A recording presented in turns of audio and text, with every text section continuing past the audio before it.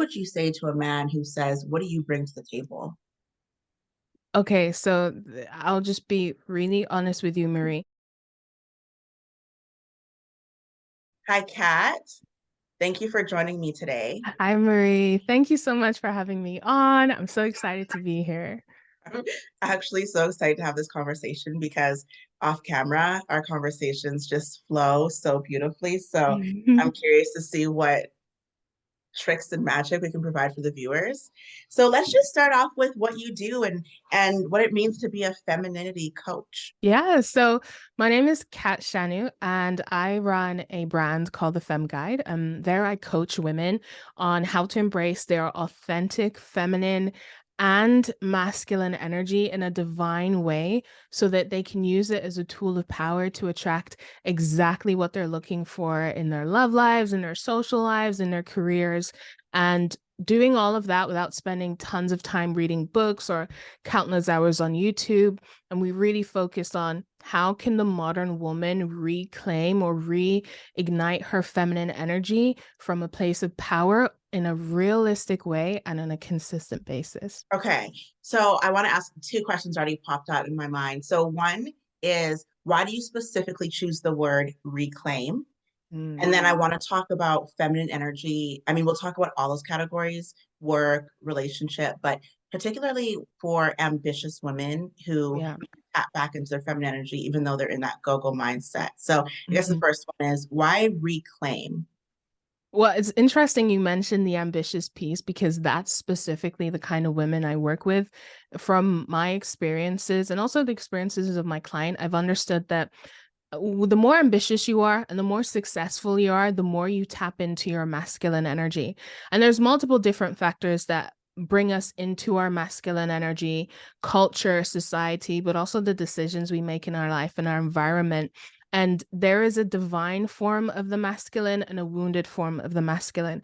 And unfortunately, a lot of women, myself in the past included, when they tap into that ambitious side, that go getter side, that boss babe side, they entered the wounded masculine energy instead of the divine masculine energy.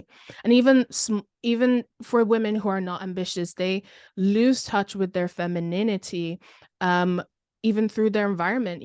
I'm sure you may have been told the same, or women who, when they were younger, they were told don't cry, like don't make too much noise. A little girl, she's expressing her excitement, very quickly her parents are like keep quiet, or she's upset very quickly, people around her are like don't cry, be a big girl, etc. And so the parts of ourselves that are feminine are very quickly, especially in the world we live in today, kind of pulled out of us. And so I focus for women on reclaiming that, because it's not an energy that doesn't exist inside of them. Mhm. It is already there. Yeah. The thing is about bringing that back out again in a way that benefits you and the people in your world. Yeah, I love that because I so agree because I always refer to it as reclaiming as well because I think Yeah. a lot of women don't realize that it already exists in them. Yes. And it's about deprogramming what you've been taught. It's not Yeah. learning how to be feminine, it's how to unlearn what you've been doing, right? Exactly. And that's why, like, even when I make content, I rarely say how to be feminine. I usually Mm, say how to be more feminine, because we already have a right. feminine energy. And even for a lot of women, I know there's a lot of narrative today about women being masculine, but it would surprise people to learn how many women are actually feminine that they're calling masculine, but they're embodying the wounded feminine energy, right? Manipulation, not being able to assert themselves. So they stay quiet when they're upset, and then they suppress that emotion. It starts to build up. And then one day they just explode. And now this person's like, wow, you just exploded. You're really a masculine woman. It's like, actually, no, she is a feminine woman. She's very sensitive to negative emotion, but she's embodying the wounded feminine energy. So there's those two aspects to it. Ambitious women tend to come from a place of that wounded masculine, right? Yeah. And I know that there's a difference between wounded feminine and wounded masculine too. Yeah. So tell me a little bit more about the wounded masculine. Is that typically, because just specifically with ambition, is that Mhm. typically something society telling us to be boss babes, or is that something that can come from your parents and how they tell you you should show up in the world? Like what typically happens around that wounded masculine? Oh, that's such a great question. I think it comes from multiple areas.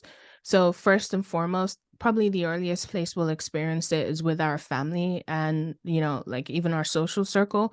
So, this for me personally, when I was growing up, a lot of value from like my traditional Nigerian parents, who I love, but they're very like doctor, lawyer, accountant failure, a lot of my value was placed in my grades. And I was taught to believe that, the goal, it's funny now, the goal for me is to get a good job. And then, if I get a good job and I have a good salary, no man would be able to resist me. And I don't know, but and so a lot of people hear those sorts of narratives. But then you also have like society, social media, TikTok. How many times do we log in on TikTok and it's like, I worked for 8 hours. Oh no, 8 hours is reasonable, but like I work for 12 hours a day and every single moment I have, I'm maximizing it so I can be as productive as possible.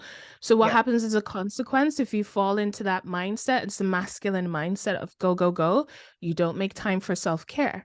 You don't make Mhm. time for yourself. You don't make time for the relationships in your life. You don't spend time with your family. You don't prioritize having or even finding a partner to build something with.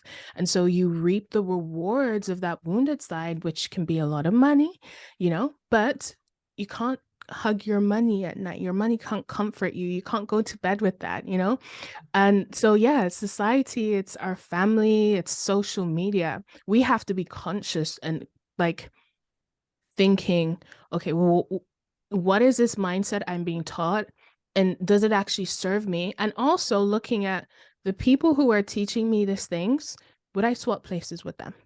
It's like Mhm. taking business advice from someone who's never had a successful business, right? For sure, they could probably tell you how not to build a business, but I doubt they could give you as good advice on how to build a business like someone who actually has built a business. So if you want to embrace your feminine nature, instead of listening to masculine people and how to do that, men and women included, you should listen to people who actually have a lot of feminine energy. That's why men listen to men and often women will listen to women. Mhm.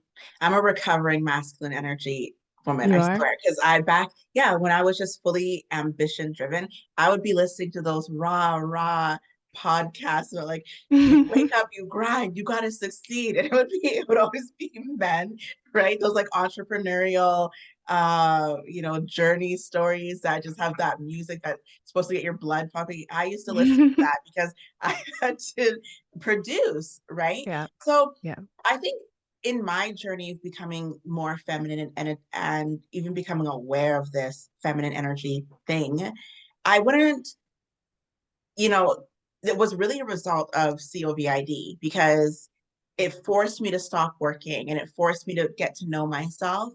And at that time, I had no idea what my interests were. I had no Mm, idea what I like to do for fun because all I had done was work.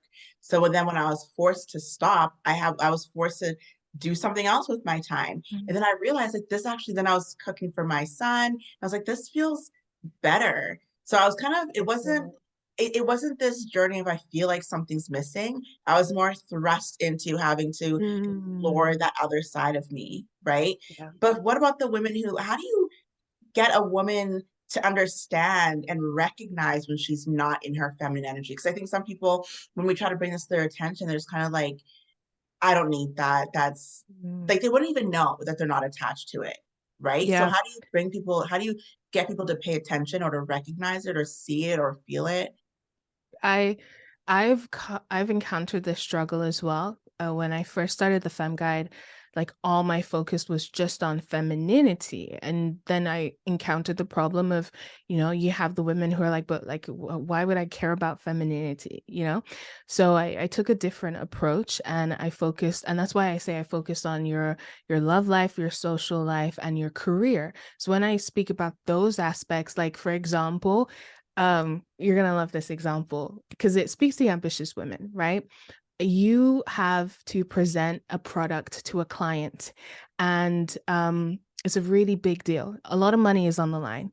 You're talking about how much this product is going to cost, and you see the person's eyebrows shoot up for a millisecond. Now, if you're in your masculine energy fully, you're going to miss that. And you're going to continue on and you're going to power through your presentation. But do you know what's really powerful is to be able to pause, recognize, hey, I just identified a micro expression in this person. I'm going to pause and say, it seems like there's a bit of hesitancy there regarding the price. And when you phrase a question like that, the person opens up. And this actually happened to me. And when I got that client to open up, they shared about like restrictions and timeline with their budget. So now I'm equipped with information because I can easily adapt or create a payment plan that fits within their timelines and their budget. And boom, we sign the client.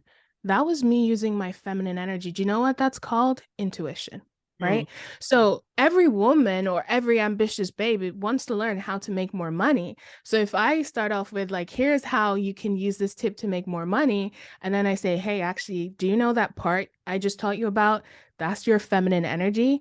Now they're getting rid of that mindset a lot of people come with, which is femininity is just surface level, or it's weak, or it's just about money or hypergamy or clothes.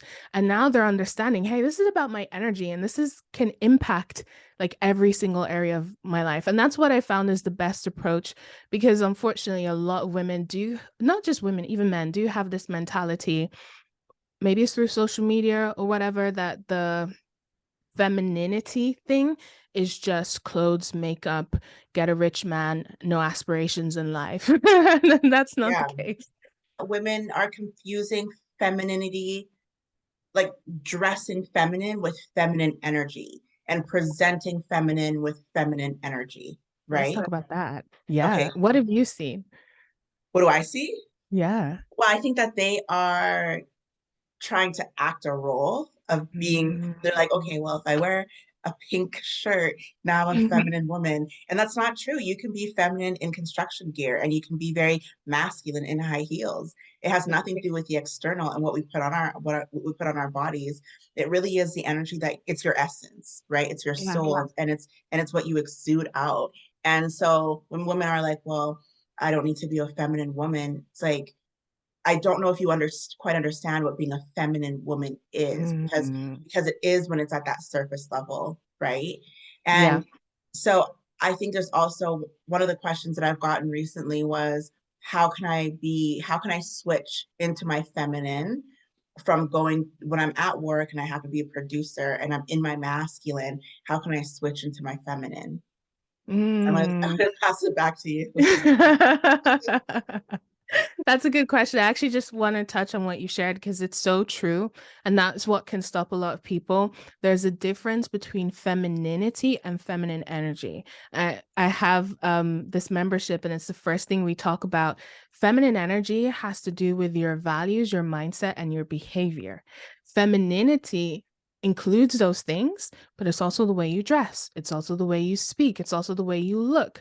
So this is why I say you can have a man and a woman and they both have feminine and masculine energy, but generally femininity is for men and femininity is for women and masculinity is for men.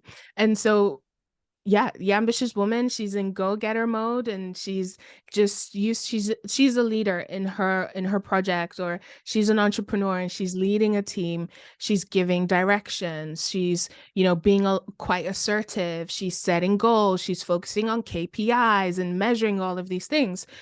To then go home and then be feminine can be quite difficult, but there are specific things that we can do. So for example, for me, Okay, I uh want to say something really quick. As you are uh-huh. saying all those things, it's not that we don't, when you're in your feminine energy, I still find you still have those things that you aspire to do, but where you sit in your body as you're doing them is the biggest shift I find, right? Mm. I still have my ambitions. I still have responsibilities. I can't just sit and be, looking at flowers all day long. I still have to get things done. But Yeah. as I'm doing it, I'm making sure I'm comfortable, right? I'm not ignoring how I'm feeling in the process.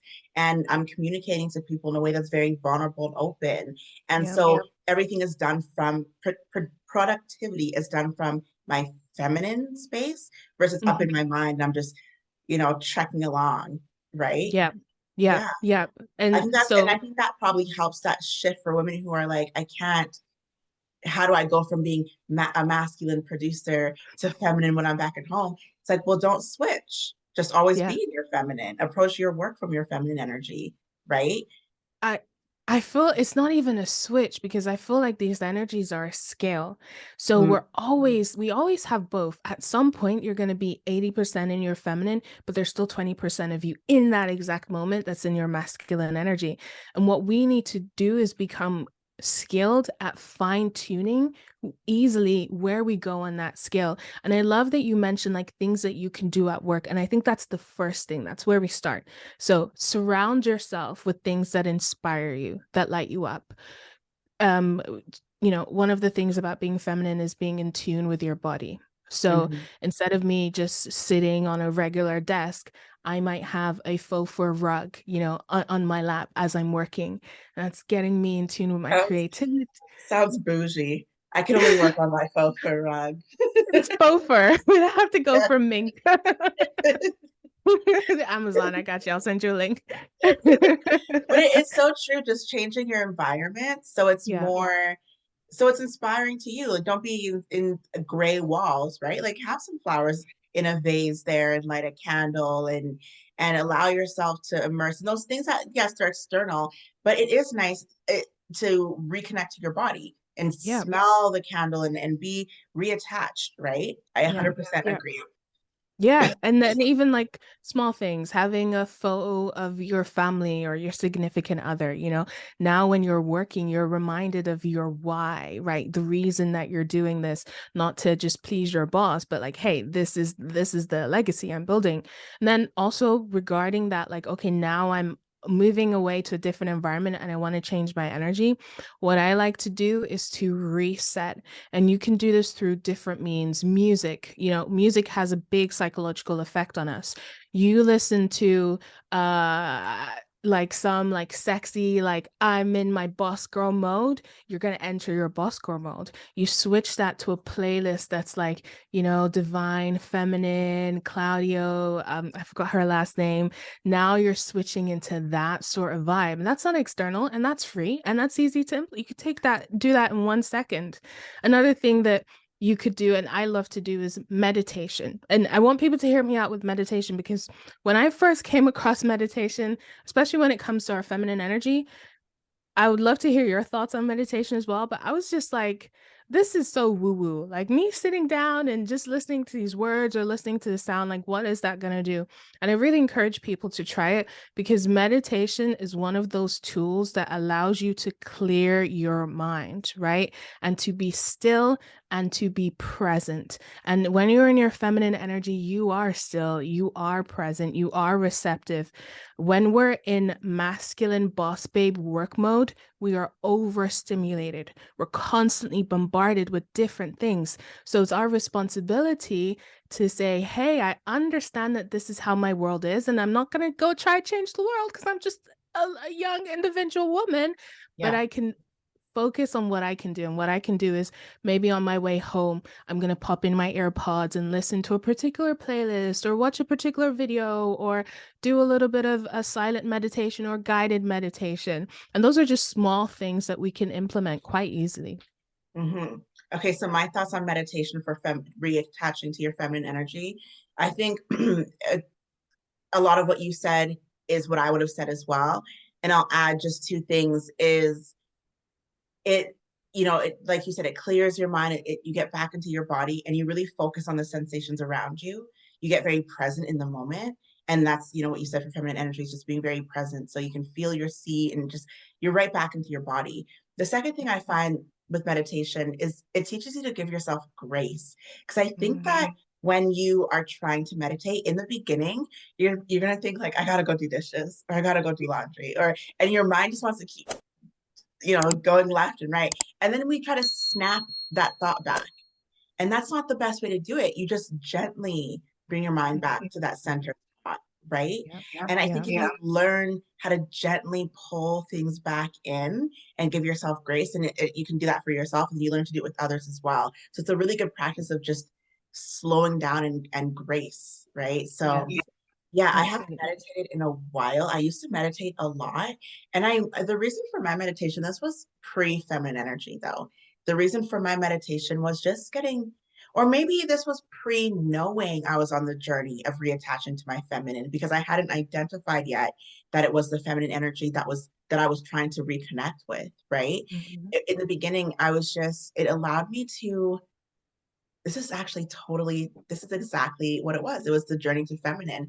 um it was because I had been in that go-getter state for so long that meditation allowed me to learn how to clear my mind, because when you're in that go-getter stage, I feel like your mind is just buzzing and you're constantly like, I gotta do this, and then it translates in the way that you speak, right? Mhm. I find that women Mhm. who are really in their masculine, they're like blah, blah, blah, blah, blah, blah, blah, and they Mhm. talk fast, right? Because their mind is going a mile a minute, and then it comes out of your mouth that way. And so I think that, yeah, meditation for me at the time was just to learn to pause Mm. and just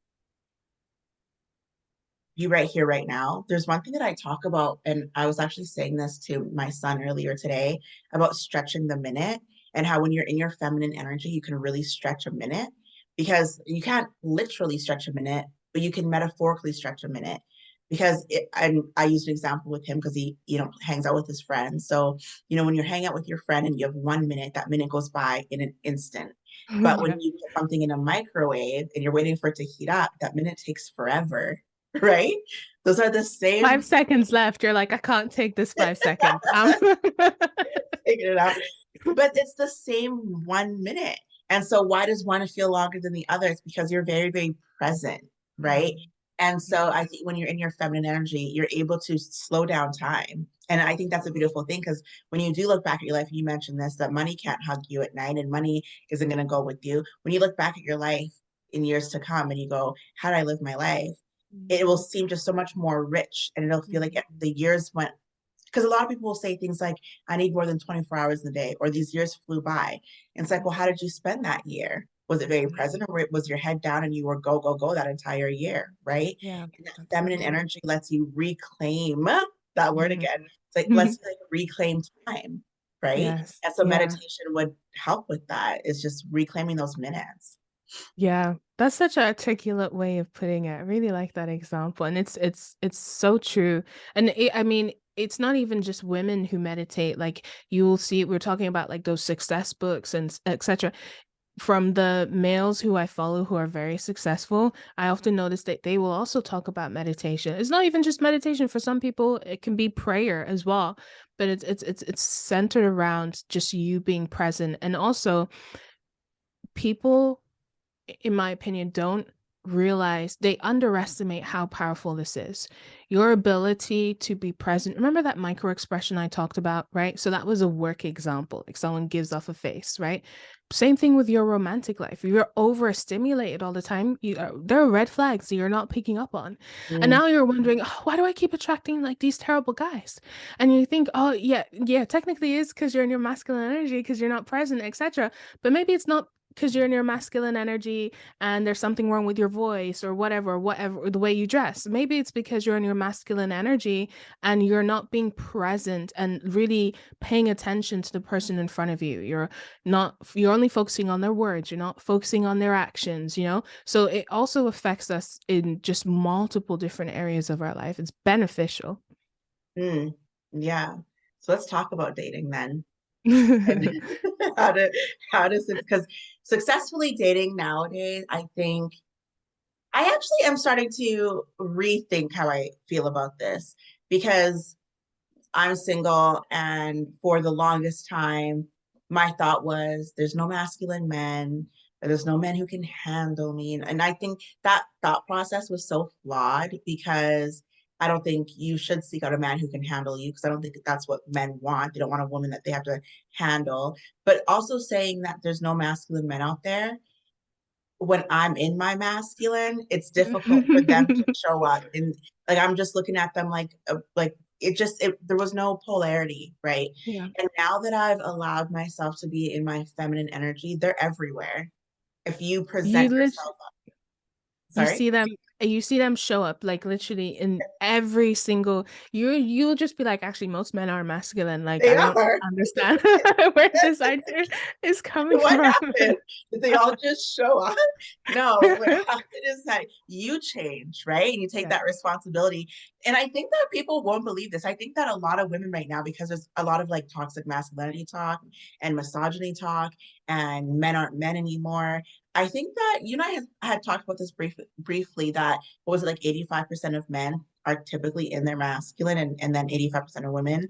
And Mhm. if you can be in your feminine, I swear, as someone who prior to being on this journey, if I were just to listen to this conversation that we're having, I'd be like, yeah, right, as if, like, where are these guys?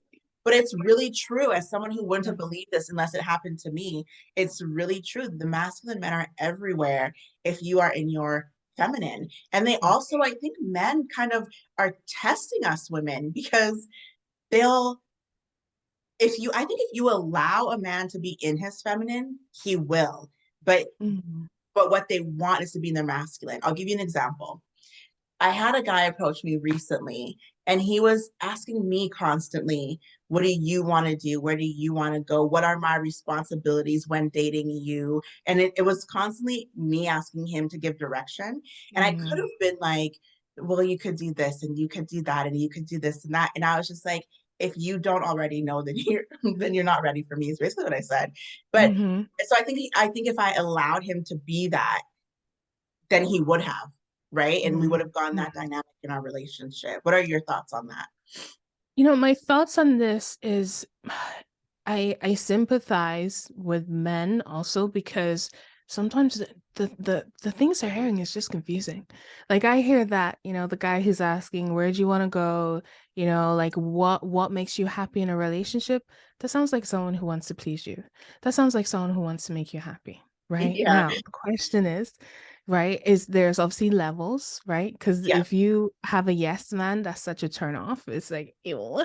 But at the same time, think about the guy who actually does care about this other person, and society, particularly certain mindsets and people with certain ideologies, are telling them like, no, like, you always have to ask a woman, like, consent, consent, consent. And consent mm, also applies to like you also asking her opinions on this and this and this. And so he's been taught, okay, so yeah. this is what the women want. Let me just be that. And then he does that, and now the woman's like, yeah, but I just want him to pick. Like, won't he just pick? It's like, poor I know, guy. I know it can be confusing. I'm sorry, fellas. Like it's hard out here. No, but I think with this particular case, it was just there was no direction on his part, and Mm, I think it's perfectly fine if he says, "Where would you like to eat?" Like if you don't know me, and like he could be picking, Italian, and I dislike that, and I want Mexican, right? Like finding out what my preferences are because they don't know me is one thing, but mhm, when the questions were just how do I date you? What do you want to mm, eat? And that's what it was. He's like, I just want to know what your expectations are. And it was just this big checklist, and it was like yeah, one after the other. And I was just like, yeah, I don't want to have to tell a guy. I feel like going on a date, and be like, can you open the door now? And now can you yeah, pull up my chair? Like it would just be right. a bit too much, No, right? Like they have yeah, to, I think some of the men, because of maybe what society has done for them, need to ask permission on all of these different things. And it takes a little bit of that, it takes a bit of that courtship and yeah. leadership away from them. And I think we need Yeah. to allow them to lead more, right? Absolutely. I think one of the things that we also need to do is to learn how to do that. Like, how do you encourage someone's masculinity? How do you make space for someone's Mm, masculine energy?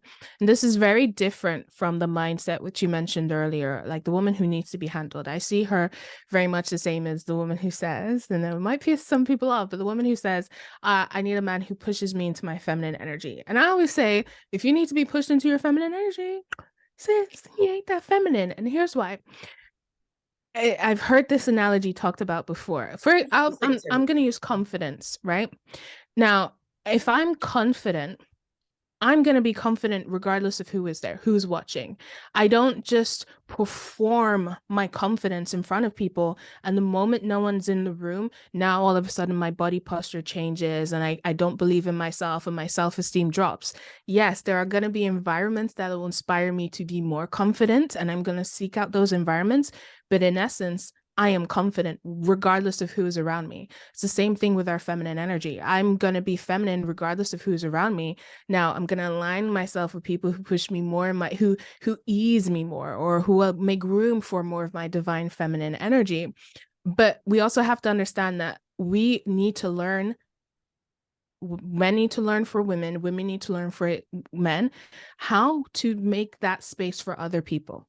So you want to encourage a man in his masculine energy, and let's use that scenario of he's asking you to pick. I will get a girl in my DM be like, Cat, this man, he just asked me to pick for the date and I just blocked him. And he just tried to message me on another app. And I just want to know, what should you do? And I'm like, girl, you're the answer I'm gonna give you, you're not gonna like, because I'm gonna ask you, okay, give me some context. How did this conversation come about? And she tells me, he lives in Germany and he's coming to London to see me. And now he's asking me where in London we should go. Well, yeah, that's a little harsh. He needs a little bit Yeah, of help. Yeah. yeah. But a lot of women have that mentality and they don't even realize it. And so here's what I would say to that woman. I'd say, instead of you just blocking him because he's not showing his masculine energy in the way that you desire, how about you allow him to show if he is actually masculine? And how you could do that is by saying, you know what? I would love if you picked for us, Mhm. right? Simple. I would love if you picked for us. Now, that's gonna let him know, hey, like you're free to make the decision. In fact, you're not just free. I like it when you make those decisions for us, right? But at the same time, it allows you to see if he's going to take that action. Because the man who does, now you can actually differentiate. Okay, maybe he just doesn't know where is good in my city, and he wants me to pick the best place for us. Or actually, he's not that masculine because he said, like, no, no, no, no, you pick, you know? So we have to, and that kind of thing comes down to communication. And unfortunately, what a lot of us are not taught is how to communicate. Yeah. Yeah. What are your thoughts on that? I think that's a big one, is not knowing how to communicate.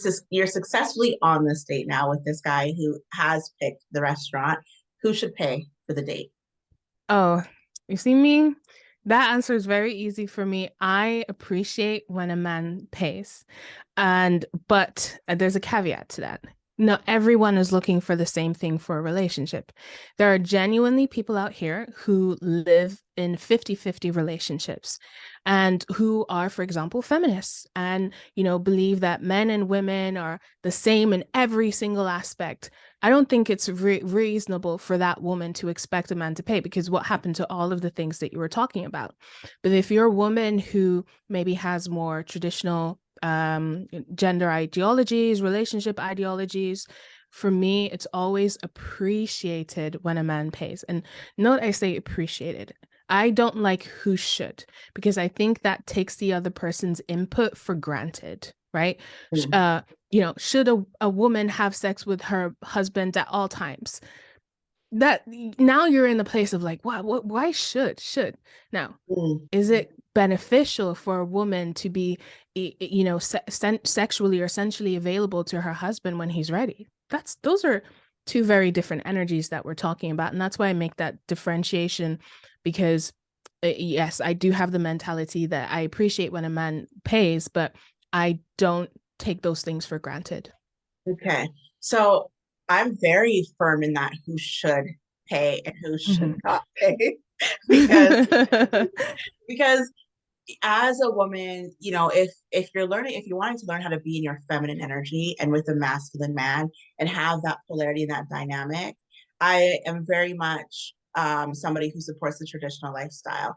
And I Mhm. think that that translates in all areas of life. You don't get to pick and choose as a woman where you get to allow him to be the man, and that, like that, I think you can set that dynamic right out of the gate. And I believe that it's not about the money. It's about showing that he wants to make you happy and take care of you and do for you, because it could be just opening the car door, it could be pulling up the seat, it's Yeah. paying for the meal, it's the gestures and showing what role he's willing to take, because that meal could cost $5, right?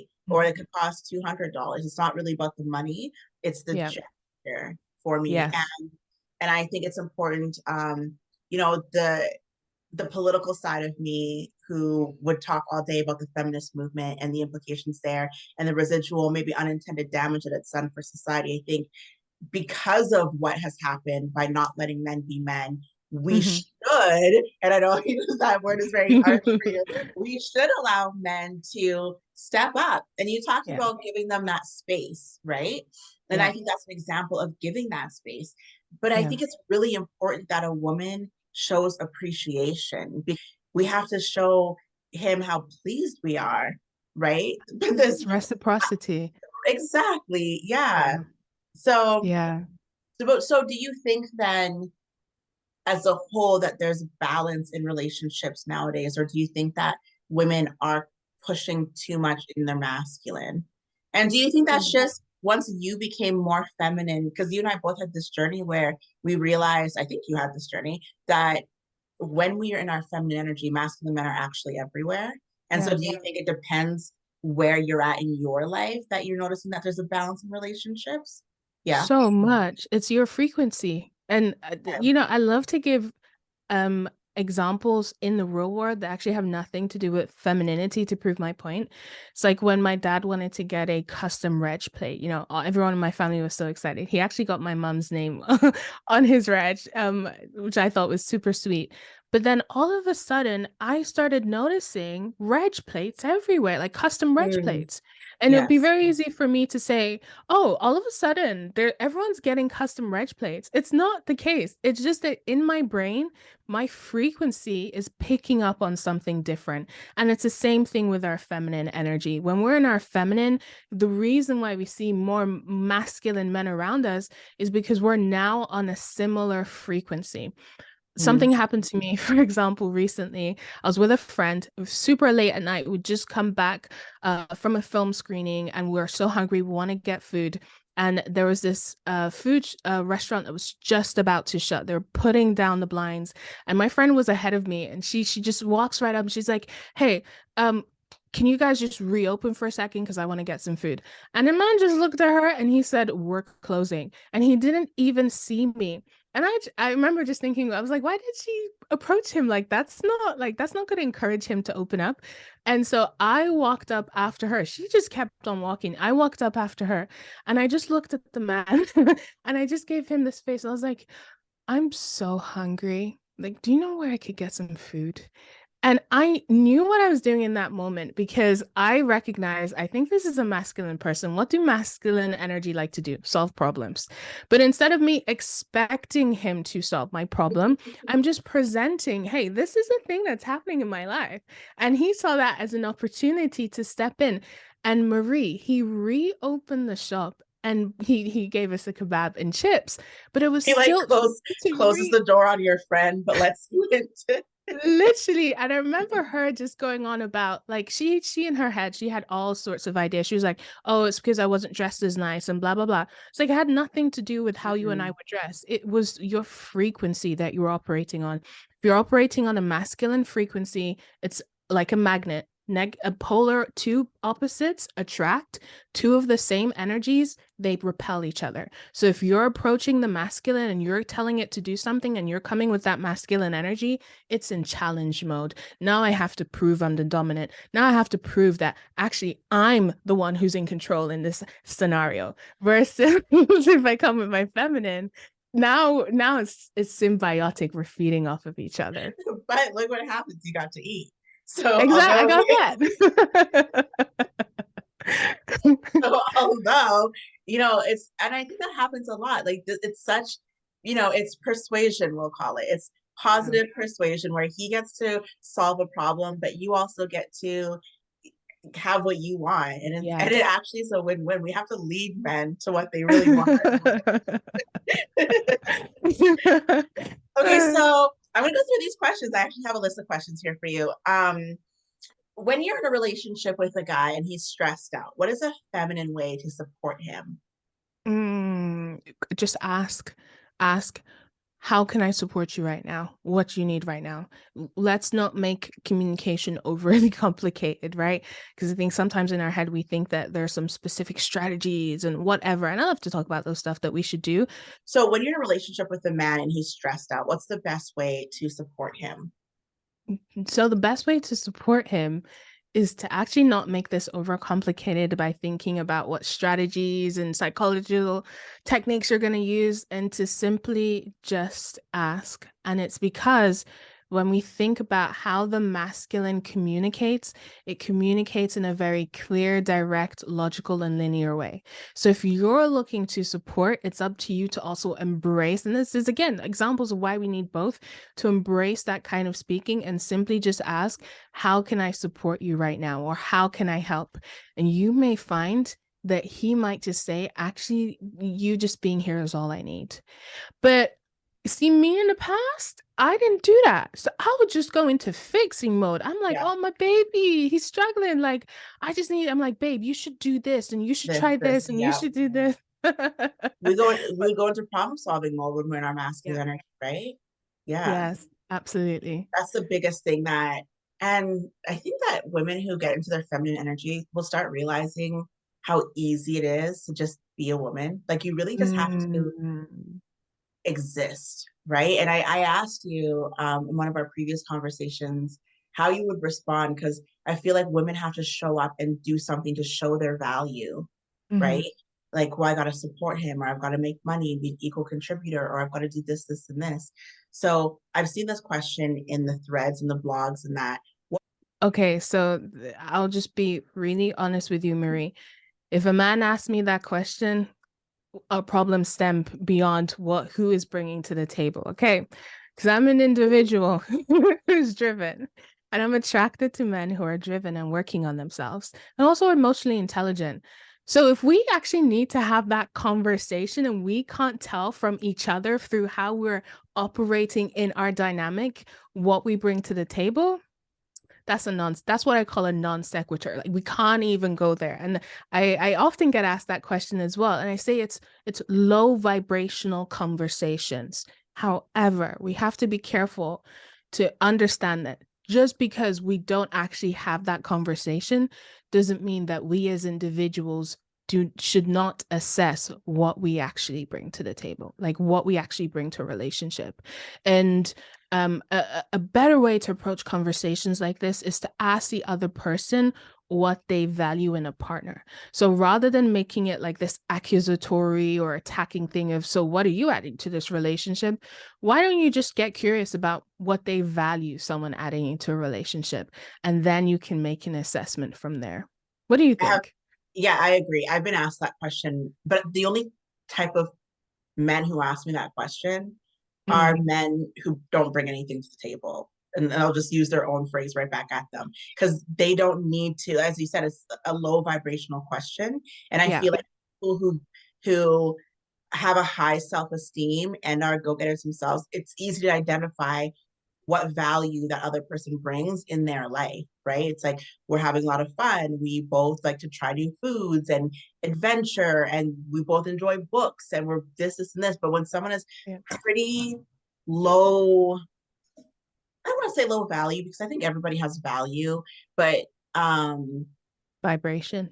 yeah, and I've only been asked that question recently one time, and all I sent back Mhm. was like L with like five O's and an L. Mm. It was just like hello. Like especially with this person because I had brought so much to the table. Like this person Mhm. was just yeah.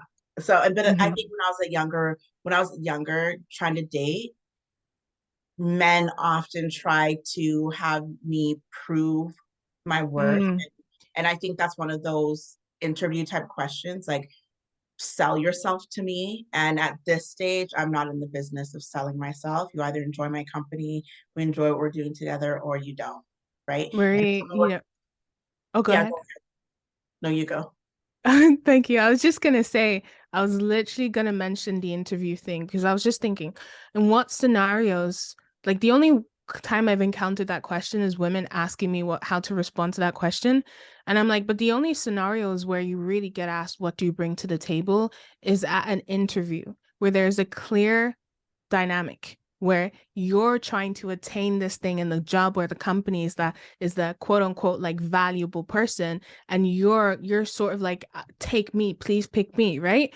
So if that like conversation is coming up, that also gives you an indication of where this person's mentality is at, right? Because when in any of your friendships, have your friends ever asked you, we just started becoming friends. I think we should sit down and have a conversation about what each of us is bringing to this friendship. Yeah, You think it's that was true. absolutely ridiculous. It's So true. why is it different in a romantic relationship? Yeah. So what do you think women should say when they're asked that question? First and foremost, two things. Number one, I think okay, three things. Number one, always I'm just I love communication. So even if I'm no longer interested, I'm always trying to see, maybe is there a way it can be better, or what can I learn from this dynamic. So I would ask, what makes you ask that question? I wouldn't even respond to the question, just what makes you ask that question, and find out why. Number two, that's already a red flag for me. And it's not a red flag in the sense of there is something fundamentally wrong with this person. It's a red flag is just, this dynamic is obviously not what this dynamic is supposed to be. Because like I said, we're both supposed to pick up on that from each other. But also, me personally as an individual, if I did get asked that question, I'd also be looking at the interactions that we've had so far and genuinely asking myself, is there anything that I did in this interaction that hasn't communicated the value that I actually bring to the table, that doesn't showcase who I am? Because I can understand that this is a low vibration while still being able to take responsibility and understanding that there's always room for improvement. Mm. So it wouldn't be a deal breaker for you if someone asked that where you're at now? Where I'm at now, I literally cannot envision. That's the hard thing about questions like that. I cannot envision what possible scenario I would be in where that question would come up like that. I've had like What if the I guy just I'm asked you seeing. that right now? Kat, what do you bring Yeah. to What what do do you I bring bring to to the table? You're like, this I interview's over. No, even I'd still go back to that thing I said. The first thing I'd say is, Marie, what makes you ask that question? That's what I'm more interested in. And then whatever response you give me, I'll make of that, I'll go from there. Right. Yeah. Yeah. That's good. You're very patient. I I am. admire that. That's one thing I know. I've been told they're like, sometimes my followers, I teach them about communication, and they'll be like, "Yeah, but like, I should just block him." And I'm like, You're like, yeah, you no. could, but maybe then you'll keep having short-term transient relationships. Like maybe Yeah. that will be the No, I case. think having that patience and that grace, as we talked earlier, is a really important and admirable quality for sure. So, do you think men like independent women? Or maybe I should rephrase this and go, what kind of men like independent? Mm. Well, I prefer the second question. I think, okay, so first I have to get clear on my definition of independence, because again, it's like a scale. Independence for me is this mindset of I can I can look after myself, right? But there's also independent, and this is what I call like the strong independent person who's like, I don't need anyone. I don't need men. I don't need any assistant. I got this all figured out. Blah, blah, blah. Now, that person, they're going to attract a man who's high in feminine energy, because that person is giving off an energy that says, you actually don't need to contribute. In fact, you're going to receive from me, and I'm going to contribute to you, right? And These that things upsets now, when you people. get in your feminine, I think you've lived in your feminine for a long time. Some of these things just truly make you like giggle, like laugh, Laugh. right? It's so but it triggers people because I did a post, right, and I said there's two kinds of weak women. The weak woman number one is the woman who says, I'm a strong, independent woman. I don't need anyone to take care of me. I can figure things out by myself. Excuse me, why did you hold the door open for me? Are you trying to imply Mm, that like I can't take after myself? yeah. That's a weak mindset.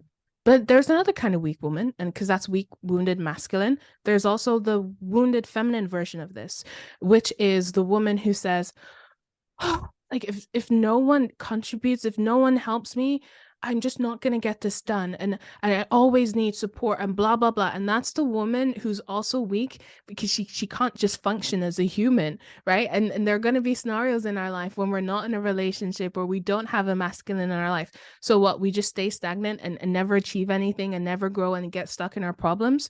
What's powerful, and this is where you have that divine energies, is the woman who says, you know what? This thing, I can figure it out. I'm sure I could go chat GBT or Google or whatever. But I also understand that it's actually more enjoyable and actually a bit powerful when I allow other people to support me, right? Mhm, And she makes that choice. That's real feminine power, you know? mhm. But the either end of the spectrum is not where a woman wants to be. Okay, I have so many questions about just those statements. Okay, so I'm going to ask them all. That way I don't forget Mhm. them. So we can both take responsibility to remember the questions. Okay, so the first one is where do you think that masculine what has to happen to a woman for her to go, why are you holding the door for me? And I can do this on my own. So where does that come from? And then the second one, say I've already forgotten it. The second one, oh, allowing. Mm, Why do you think feminine energy is powerful? Because I think feminine energy is often perceived as weakness and being passive. mm, And so, what is powerful about feminine energy? So, you can start with either one. mm. Okay, so I'll start with the first one, which is what makes people have that mentality of, I can just do it myself. First and foremost, it often comes from childhood trauma. So, if your parents, for example, were very absent, you grew up very quickly. You learned very quickly that in order for you to survive, you have to take care of yourself. And our childhood years are the most, and it's been proven by science, the most formative years for our personality. So, if that happens to you very early on in childhood, think about the compound effect. Everything you start to see, the frequencies you're aligned to, is just to keep confirming this belief that I have to look after myself. If I don't look after myself, I'm going to struggle, etc. But there's also a part of trauma that can come from uh either you seeing or you having yourself someone not fulfilling or expectations, so you being let down. So you could have had an auntie or a mother or even you yourself a time where you relied on someone to help you with something and that person didn't follow through and you were stuck because of that. And so you begin to think that, well, if this happened once, naturally our brains, we want to avoid pain. So how am I going to avoid this pain happening again? I'm just going to do it myself. Because if I don't do it, it doesn't get done and it needs to get done. Right. So that's where that mentality comes from. But shifting away from that mentality is one of the most difficult things I encounter with the women who I coach, because if they're in their 30s, 20s, 40s, they've been operating in that place for at least 2 decades. How long does it take to form a habit? Now, imagine if you multiply that by decades. Hell yeah, it's hard. Rooted now. Yeah. Yeah, it's rooted. So it takes really, really deep work to learn how to receive. And if I get any question from I have a free book on the feminine archetypes. The most common question I get about that book is like, Kat, I actually realized that I don't know how to receive. And your book made me realize it's not, oh, I don't know how to receive because when a man offers me a gift, I say no. Because those girls, they definitely say yes when they get offered a gift. It's I don't know how to receive because when this person wants to support me or help me or give me advice, I'm now Or thinking, even a oh, compliment, right? Even a receive compliments. right. It's like, I talked to you earlier about how charming I find your smile, right? And Yeah. you were really receptive to that, right? So if, Yeah. if you're in your wounded masculine, you'll just be like, yeah, thanks, and you start pointing out these flaws or blah, blah, blah, blah, blah. That's an example again of not being able to receive. And so being able to change that requires you allowing other people to take the lead.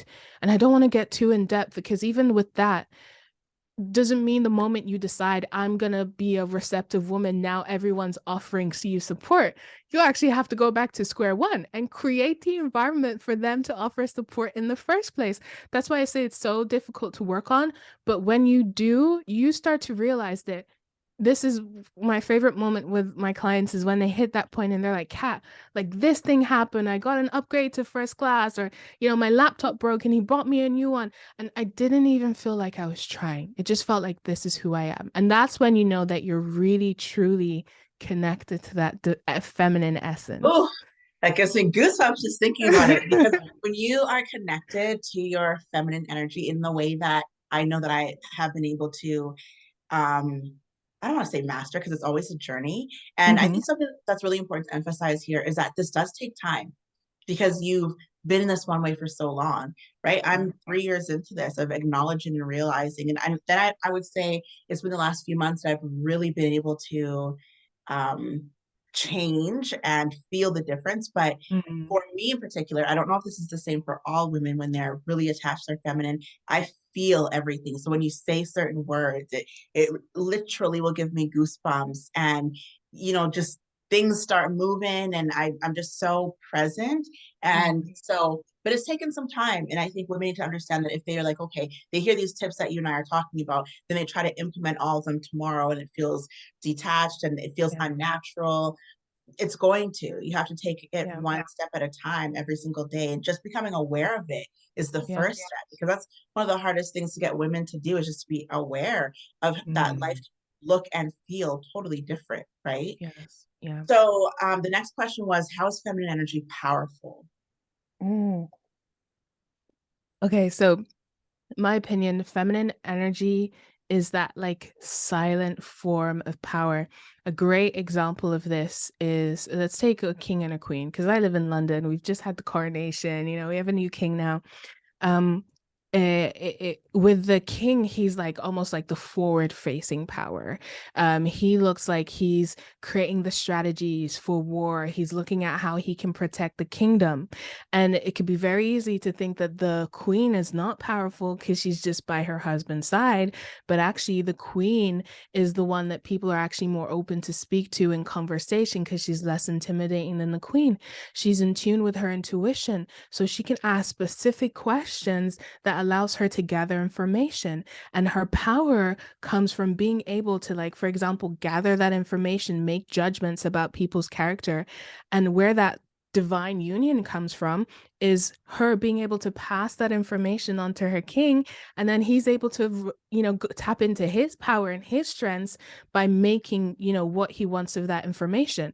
So that's why I always go back to things like creativity is powerful, right? Intuition. That's something that's just so uniquely innate to women.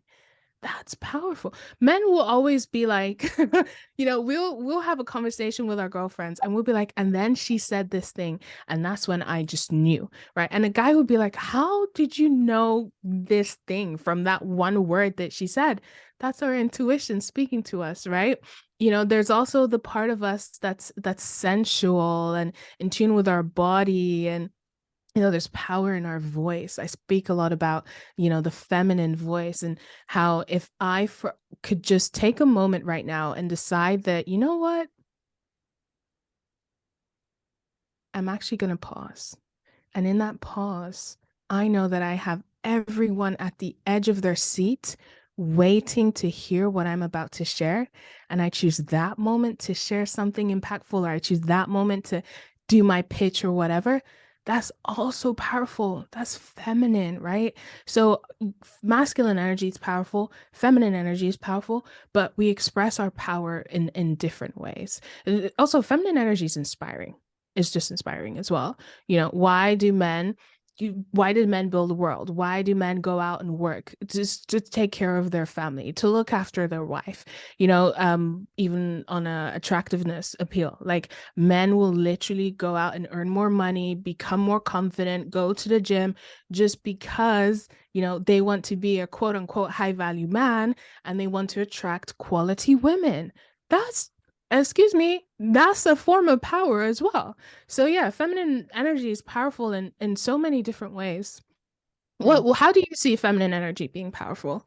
So one of the really interesting ways that I find feminine energy powerful is our ability to be so present. That's the main thing, right? Being in your body and being very present.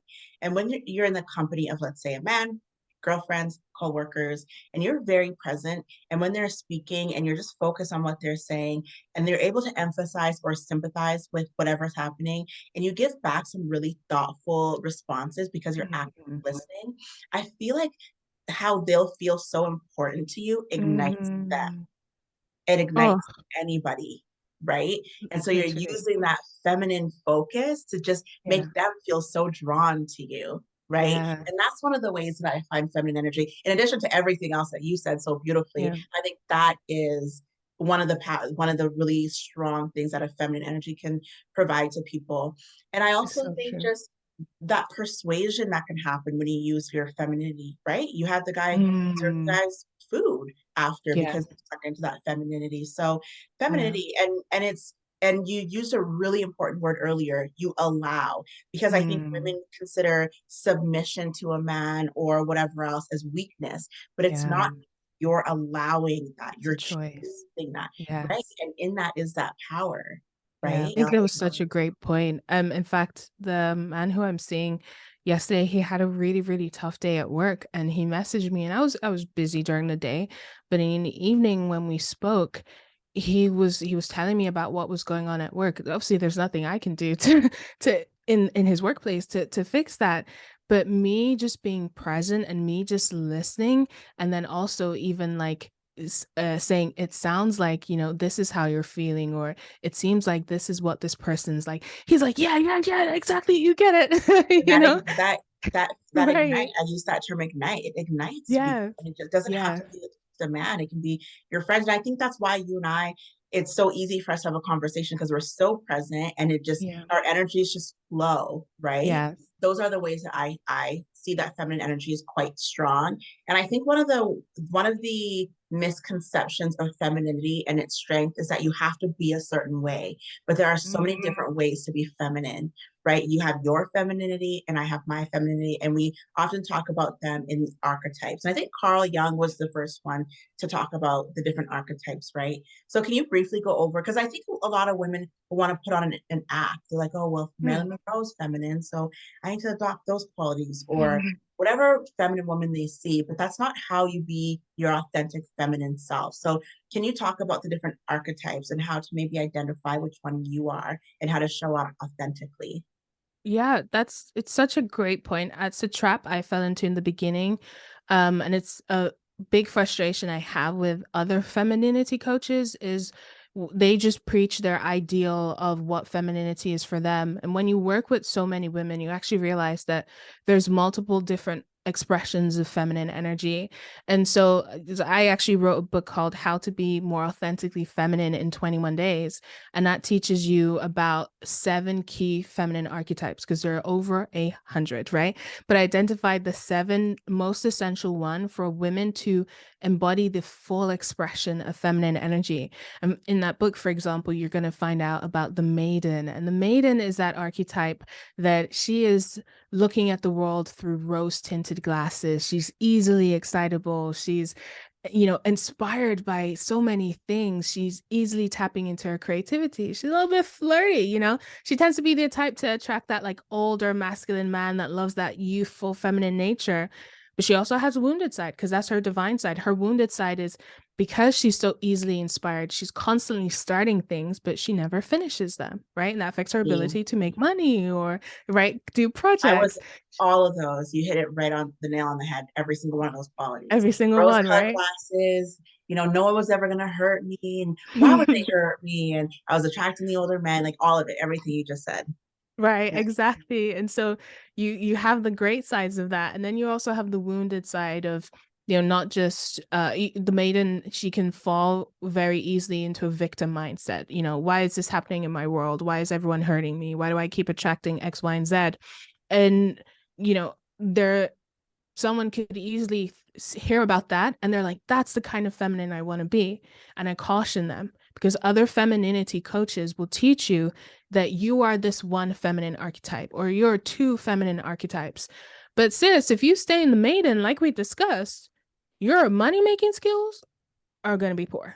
You're going to be attracting also narcissists if you're on the wounded side. So even if we look at the maiden struggle to follow up on the things that she does, the another archetype is the mother archetype. She's actually the natural progression from the maiden. And the mother takes what the maiden has created and she nurtures it into something real, something that can last.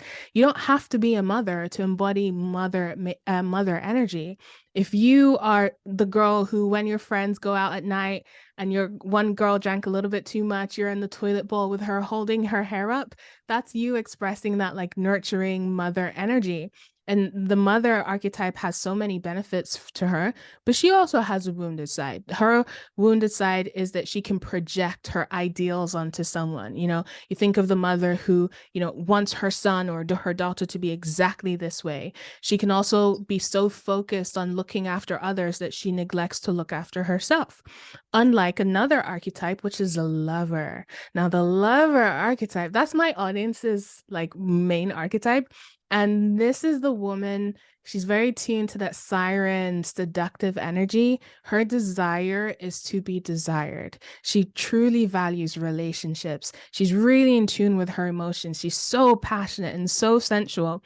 But her wounded side also is that she can be the person who gets too caught up in her emotions, and she can then turn to addictions or negative things to handle her emotions. She can also be the person who invests too early in someone. And so she projects the ideal of what that person is going to be instead of responding to reality.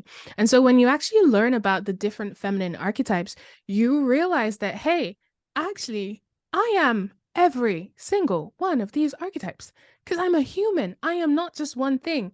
And what the goal is with my book is not just to help you identify what archetypes you just naturally embody the majority of the time, but it's also to help you to tap into the other archetypes because you understand how they are beneficial to every aspect of your life. I think that in my journey, it was like, okay, well, to be feminine, I have to be a damsel in distress, and I have to do this Mm, and that, and it's just that acting, and it's not authentic, and it just, it didn't feel right. And then mm-hmm. we talked about which one I actually am, and it is. And once I learned that, instead of Yeah. seeing it as that's not feminine, I leaned into it, and that is Yeah. actually strength. Lean into it even more, right? And it's Exactly. such a the Exactly. opposite. Don't resist. Yeah. Do it more. Yeah. So do you think that being a good, wholesome, maybe a little bit more traditional of a woman is rewarded nowadays? Yeah. So being that traditional, wholesome woman with values who, you know, treats her body like a temple, protects her energy, is intentional, warm, kind, all of these different attributes, are they rewarded today? Absolutely. But the woman who is out here and she is like hypersexual, she is promiscuous, she's a naughty girl, she's a bad girl. She sees a reward instantly. But you have to look at number one, the value of that reward and the longevity of that reward. So you're let's just I always get a bit hesitant with good girl, bad girl, because like, what's good, what's bad? But let's just use those overarching archetypes. The bad girl, she's gonna get attention straight away because if you're an attractive woman and you wear a sexy outfit, everyone will look, you know, and more people will talk to you. But those, for example, those guys who are coming to talk to you, what's the reason? Are they looking for a long-term relationship or are they looking to satisfy their sexual urges in that moment? So this is where the good girl wins in the long term, right? This is why you can see men, for example, who will date a particular kind of woman that is sexy, like maybe she's on OnlyFans, she looks a certain way, she carries a certain energy, but then when you look at who they actually have a marriage with, it's he's gone to like the quote unquote plain Jane. And you're like, why? Mm. Why did he switch up? No, it's because he had different intentions for each woman. And so, yes, being a good girl is gonna pay off, but often I find it just takes a little bit longer than it would for the quote unquote girl who's not a good girl. And then also the kind of value that you're getting is different. How it pays off is different. So you just have to stand the test of time. But I used to feel a lot of frustration, Marie. I'd, for example, listen to certain podcasts, and these podcasts will talk about, these are the values of a, for example, Proverbs 31 woman, a virtuous woman, etc., etc. But then the kind of women they would show on their podcast and the kind of women they'd promote would were these women who have their asses out and who are like overly sexualized. And then of course, for someone who's watching that, they can feel really frustrated and confused because Mhm. you're glorifying that you would love to you love to have this thing with this kind of woman, but you want this kind of personality. And so that leaves you being like, uh, it's like if a man created a music video, and in his music he's talking about he's looking for his future wife, he's looking for a virtuous woman, but the woman that we see on screen is a woman who's shaking her ass in a thong. We're gonna be confused. We're gonna be like, so which one is it? And that is where that frustration can come in for women of, do I be that good girl, or do I be that bad girl? I say, be you, be the best version of you. I do feel like the good girls are feeling overlooked right now Yeah. because I think men, if you if you put it in front of their face, they're going to take the bait, right? Yeah. And so you have two women walk into a restaurant, one that's showing everything and one who's a little bit more wholesomely dressed. One of them looks easier to attain than the other, Mhm. and they go for the one that's easier, that's showing more, easily attainable, right? And so the good Okay. girl thinks, well, I have such high value because I'm not showing myself to everybody. But when a man is in that mindset, depending on the man, he's going to go for the easier one. Yeah. And that's why I Easier think one. that, yeah, the test of time that you say is so important. And I think don't become that other girl, the more promiscuous one, because you're lonely. Yeah. Hold your values high. Consider where you're meeting these men, right? Be active in sports and other things where you're meeting in healthier environments, and then Mhm. find a great guy that way, right? Instead of trying to conform just to get find somebody, and also learning to just be happy with yourself, and like you mentioned, that confidence piece and that Yeah. independence. Learning how to be confident and happy on your own is really important, so you're not rushing into something that might be damaging because you've learned, your happiness isn't derived from his attention anyways, right? And then Yeah. that detachment also is going to be really appealing. So I think that's something that you could really help women with your coaching, and identifying really great guys and embodying um, that sense of high esteem that you need to have in order to Mhm. attract a good quality guy so you don't feel so overlooked. Kat, this has been so lovely. Every time you and I talk, I have so much fun. And we always Me say we're going too. to keep it to a time limit, and we never do because we just go on, which I love. And we have so much more to talk about. So we'll Yeah. have to do this again for sure. So tell everybody a little bit more about where they can find you and what you offer. Yeah, so you can find me pretty much on every social media platform. My most popular right now is Instagram, and that's the Fem Guide. That's TheFemmEguide, the Fem Guide. I'm on TikTok, Cat Shanu. My content's a bit more spicy, a bit more cheeky there. Instagram's where you go if you want to like, okay, consistently level up every day. TikTok's where you go if you want to have some cheeky fun about this femininity journey. But I'm also on YouTube now as well, and you can just search up Cat Shanu and the Fem Guide. But for anyone who wants to connect, or for anyone who's just listening to this and just wants to see change straight away, my free book, I will always keep that book free. It's really that way for you to understand this whole feminine dynamic, and that's always in the link in my bios or on my website. But I also do support women through online courses. You just mentioned confidence and how like I really help women with that. That's my most popular course, is my course, The Art of Confidence. I also have The Art of Seduction for feminine women. And then I have a digital membership called the Femininity Club, where you can also connect with other like-minded women. We have women in every continent in this world, and you can also level up on a consistent basis and have me hold you accountable too. That's awesome. Well, thank you Yes. again for joining me today. And Thank I'm you. And excited. you have a course as well, right? Yes. So if you're curious about this journey, if you're new to this journey and you're wondering if this is the path that you want to go down. And my course is the stepping stone. And then if you really want to level up, that's where you go to Cat. If you want just kind of a course that you dip your toes in, that's definitely where you find it in my community. I'm joining your community. I'm so excited. I know. And Cat, actually, that's the other thing too, is Cat is in my community. So you can ask Cat questions there, and you can go from talking to her in the community and then jumping over and utilizing one of her courses. So you have access to her through my network as well. So I'll put the link, both of our links in the description to access my membership, which has my mini course. Cat is in there. She'll have a post in there saying hello and to reach out to her for anything that you might need. I think going on this journey for any woman is important, and to stay on this journey for any woman, whether or not you're an experienced feminine woman, it's important to continue, because this world will this is a masculine world that we live in, and it will continuously try to pull you out of it. Because even when you have conversations with your partner, you're probably going to want to tap into your masculine from time to time when you're having disagreements, right? So it's something that we have to constantly be remembering and working on. And then if you're early days and you don't know whether or not you're detached from your feminine energy, or you have identified that you are, this is a perfect time too. So this is something that is usable for everybody to start paying attention to. So if you had one word, and this is unfair because I already have my word ready, but you have to come up with your word on the spot. If you had to choose one word that would define how your life changes when you are able to tap into your femininity, what would that word be? That's an easy one. Attraction. Oh, is it?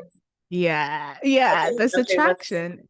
The word is attraction. Because like you go for you're no longer pursuing, you're no longer chasing. And that's why I said, like, people will start to say, I wasn't even trying and this thing came and this thing happened.